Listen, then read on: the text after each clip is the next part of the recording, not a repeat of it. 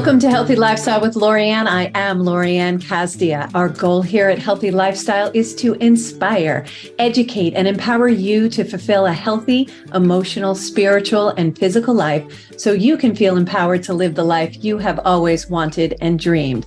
Today, I'm so excited to have our guest on Healthy Lifestyle. We're going to give you some verbal caffeine to light you up with possibilities. And today we have the great, wonderful Jack Canfield, known as America's #1 success coach. He is a best-selling author, professional speaker, a trainer, and entrepreneur. He's the founder and CEO of the Canfield Training Group, which trains entrepreneurs, educators, corporate leaders, and motivated individuals how to accelerate the achievement of their personal and professional goals. He has conducted the live trainings for more than 1 million people in more than 50 countries around the world. He's a superstar. He has trained me. He's awesome. I really recommend it. He holds 2 Guinness World Record titles and is a member of the National Speakers Association Speaker Hall of Fame, Jack is a co-author of more than 200 books, including The Success Principles, which we will talk about today, How to Get from Where You Are to Where You Want to Be, the Success Principles Workbook, and of course, he is well known for Chicken Soup for the Soul series, which includes 40 New York best-selling bestsellers and has sold more than 500 million copies in 47 languages around the world. Clearly a slacker. Jack is featured teacher in the movie The Secret and has appeared on many more 1,000 radio and television shows, but this being the most important one, including the Oprah Winfrey Show, Oprah's Super Soul Sunday, and the Today Show, Fox and Friends, Larry King Live, you name it, he's been on it. Welcome to the show, Jack. I'm so happy to have you here. My pleasure, Lori, and thanks for inviting me. Oh my gosh, so good. So we've worked together, and I'm so grateful for all the tools you've given me. And my parents were teachers, and I know how impactful it was. I actually didn't know when I was a kid how cool it was that my parents were teachers. But I was traveling out to California. I used to be a negotiator for a very large firm. I was traveling out to California to negotiate. I have a very different last name in DiIulio, and anybody who sees that name is either a relative or knows one of us. And the gentleman approached me in the airport and said, "You related to Edward DiIulio?" And I was like, "Which one, senior or junior?" And he goes, "I think senior. He's a music teacher, now a superintendent of schools." And I said, "Yes, I am." And he goes, "I want to thank you and please send my regards to your father because he saved my life." I was like, "What?" And I said, "Tell me the story." So he tells me the story of how he saved his life, but he made him do some things that gave him the discipline. He's now a professor in a university. And he said, "But for your father, I probably would have been in jail." And that's how powerful it is to be a teacher. So I would love you to talk about that because I know you come from teaching. And before we get into that, can you define a little bit about where you came from? Because I know your backstory, but I want my listeners to hear your whole story about where you are and where you are today. Well, I was born to an alcoholic father and mother. My dad was in the Air Force during World War II.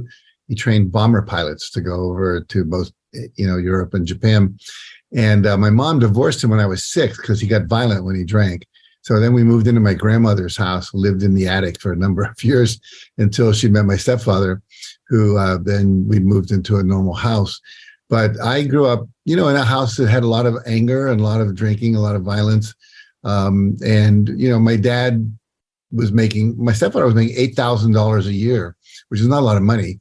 I don't know what that would be today, probably, maybe 25,000 or something like that. But anyway, so we were not rich. And I, grew up working. I worked every summer. I worked as a lifeguard at a country club pool. I worked in a florist. I hoed rows of gladiolas this summer and just, the whole deal. And then I was fortunate enough to get a scholarship to go to Harvard University. I'd played football in high school and was honorable mention All-State and all that. So I majored in Chinese history because I got this really cool professor who had been an ambassador to China. And I just thought, and I felt drawn to it. I think I have past lives in China or something. But anyway, I got to my senior year and I thought, I don't really want to do Chinese. The language was challenging for me. And I took a class. I said to someone, what's an easy A? I need an ETA. My senior, he said it's called SOCREL 10, Social Relations 10. It was an encounter group where people sat around and talked about their feelings and their goals and their values. And I went, I want to go up and do this. This is really cool. And so I went to my advisor. He said, that's called psychology. And you have no undergraduate courses in psychology except this one. I don't think you can get into grad school of psychology. I said, well, what do I do? I want to work with people. And he said, why don't you go through education? You can teach for a while, then educational psychology, and you can kind of move over into psychology. So that's what I did. Went to the University of Chicago. And as a result of that, my student teaching was in an all-Black inner-city high school called Calumet High School. And I loved it. It was like, here I was. I actually could help people. These kids, a lot of them were gang members and poor. And I was able to really inspire them and motivate them. I started cutting out magazine articles from Jet and Ebony magazine and things like that, and showing them how people had gotten out of the ghetto and been successful and so forth. And many of these kids had never been more than 5 blocks from their house. So that was really exciting. And then I got an interview for this Job Corps Center where kids who had dropped out of school, the government had created this thing called Job Corps, much like Peace Corps. You could volunteer and go work with these kids. So I did that. And while I was there, I got introduced to this concept of achievement motivation. How do you motivate people to achieve more? And one of the guys said, there's this guy named W. Clement Stone in Chicago. He's running these classes and you can go take one. So I did. And he was a good friend of Napoleon Hill. And Napoleon Hill, as you know, wrote Think and Grow Rich. They actually co-authored the book together. And so that's where I got exposed to all of that, kind of the basis for the work I do now. You're my Clemens. Yeah. Funny. And so I'm learning things like goal setting and visualization and affirmations and positive thinking and taking action, responding to feedback, persevering, all that was new to me. And so then I worked for him for a couple of years. And then this professor met me at a conference where I was, you should come get a doctorate at University of Massachusetts. I'll get you a scholarship again. So I did. I ended up teaching there for a couple of years as well. And then I started my own retreat center. I met my first wife was a Gestalt therapist, and she had a PhD in therapy and all that. And so she taught me how to do it.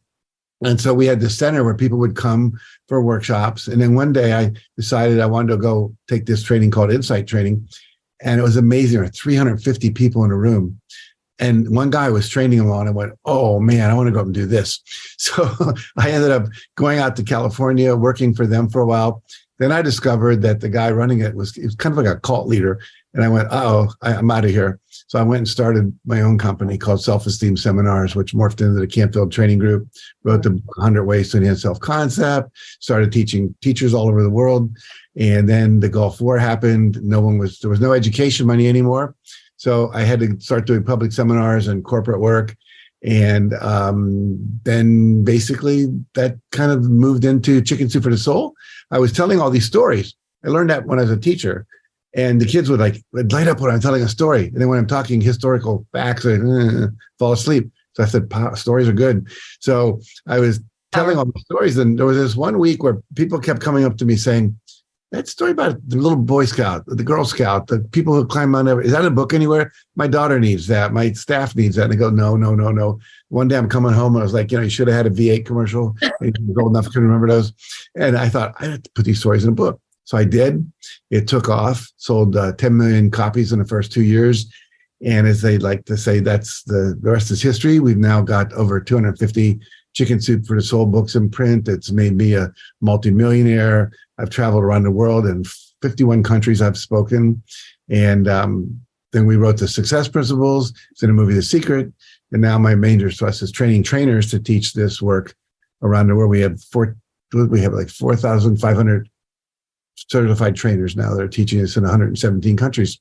So that's a long answer to a short question, but it gives you a little sense of the trajectory of my career. No, what I love about that, though, Jack, is look at how you pivoted your life so many times. And in every one of those large pivots, you took on a challenge and you were just like, hey, I want that. And you went after it. And I know you're a big goal oriented person, and I admire that about you. And by doing that, you set your horizon and you had those pivots. So that transition, you walk your walk, you walk your talk, because you did all of those transitions. You came from not having anything to having anything you want. So that's what makes you such a wonderful role model. It also makes you such a wonderful teacher. And I love how you do everything experiential. I know I prefer that. I'm not a fan of talking heads, if you will, somebody who just gets up there and yaps at me. I love the experience that you feel, because you meet people exactly where they are, no matter where they are in their process, in their life, in their journey. And then that experience, they have something to walk away with. And that is so powerful. So even if that's the only thing they do with you, they still walk away with this powerful motivation and inspiration to do whatever it is they want to do the next step. So I love the story. I'm so glad that you shared it with us. Again, I was mentioning my parents were teachers and how inspirational that was when I get stopped by people who knew my dad, who knew my mom. My mom was a vocal music teacher. My dad ultimately became a superintendent, which was unheard of, coming from the music department. It usually is the gym department that becomes the superintendents. And I just admire them for doing that. And now it's funny, because now through what I'm doing, using the success principles, I'm actually teaching. And I was like, I could never be a teacher. And here I am doing exactly what my parents said. No, you'd be good at it. So you've proven that. But tell us about some of, and I know you have lots of them, but tell us some of your most favorite success stories where you had a student, whether it's a younger one or some of your coaches, and how it transformed them and how that made you feel. Well, one of my favorite stories, it just happened recently. Here I'm teaching at Calumet. This was like 1968, 69, somewhere in there.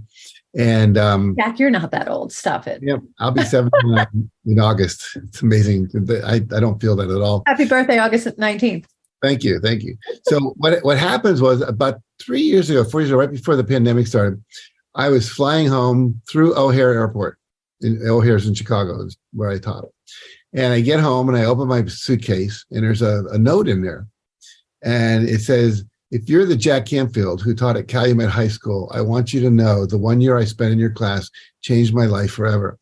I'm now head of the whole baggage department of O'Hare Airport, which is it's one of the 3 most busy airports in the world. Oh. Excuse me. And he said, if you hadn't taught us the stuff you taught us, because I started learning all this achievement motivation stuff like about middle of the year when I was teaching there.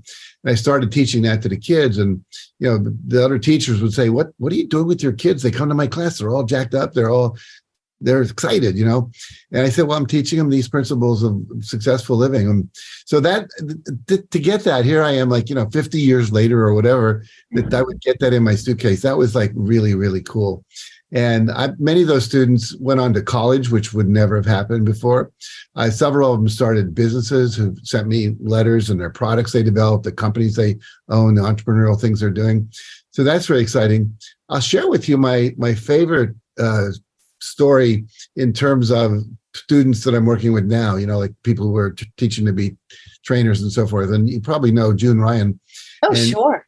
June Ryan, for those of you who don't, was not the first, but one of the first rear admirals, the first rear admiral in the Coast Guard who hadn't gone to the Coast Guard Academy. She was enlisted, if you will.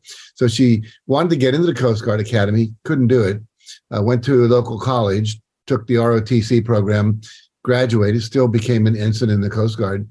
And then she started working. And at one point she had she was the captain of a boat, and a ship, they would say.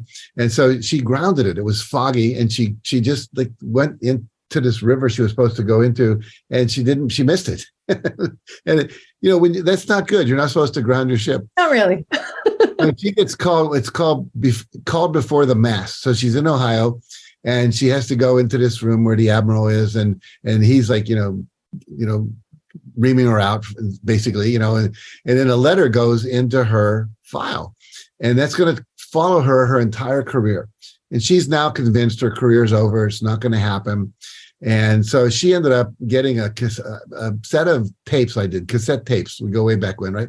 So cassette tapes called Self-Esteem and Peak Performance. And one of the first tapes talks about take 100% responsibility for your response to events that happen. Well, this was an event. She realized, well, it was just an event. My response has been to be convinced I'm never going to, make high ranks and so forth. She said, but I could have a different response. And so she decided to choose to act as if she was going to become, a top